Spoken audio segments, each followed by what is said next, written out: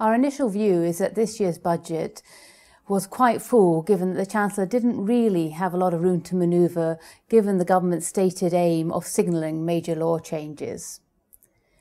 Today's budget was generally good news for business. In particular, the headline change, if you like, is the reduction in the corporate tax rate down to 26% this year instead of 27% as originally announced, and the overall reduction down to 23% rather than 24% from 2014.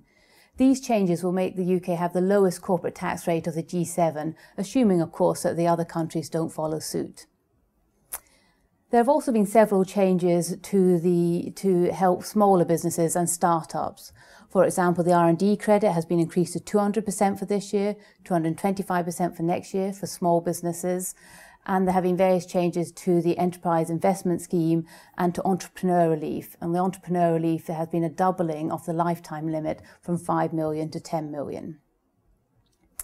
Turning to the large business, it's very much a split between the industries that we love and the industries that we love to hate.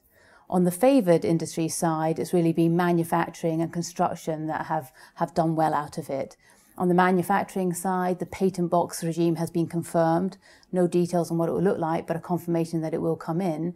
And on the construction side, there have been various changes. And for example, for a company buying a portfolio of properties, stamp duty will be paid now on the average price rather than the total price.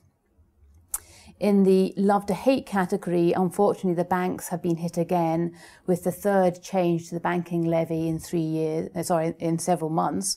We don't yet know what that change will be, but of course there does have to be a concern that the banks are a bit of an easy target, and eventually we will get to the position where UK banks are uncompetitive compared to the rest of the world. So that's one to watch for. Joining the banks in the unfavoured group is the oil industry, and here we're seeing some increases to the supplementary charge for North Sea profits. That's really it on the business side. But looking at the personal tax side, again, the emphasis is on changes to encourage UK investment. So in addition to entrepreneur relief, etc., we've seen some changes to the non-domicile rules, so that where a non-domicile brings their profits into the UK to invest in UK business, then the remittance charge won't apply. Other than that, there haven't been many changes on the personal tax side, and they've been very much focused around non-resident, non-domicile, rather than standard UK taxpayers. Probably the other one major change in this year's budget is the announcement to combine the NIC and income tax regime. We don't yet know what that will look like. The intention is to consult on this, and it is, of course, an extremely complicated area. So given that, it's likely to be several years before we do actually see what that looks like. So it's very much one to watch this space and see what happens.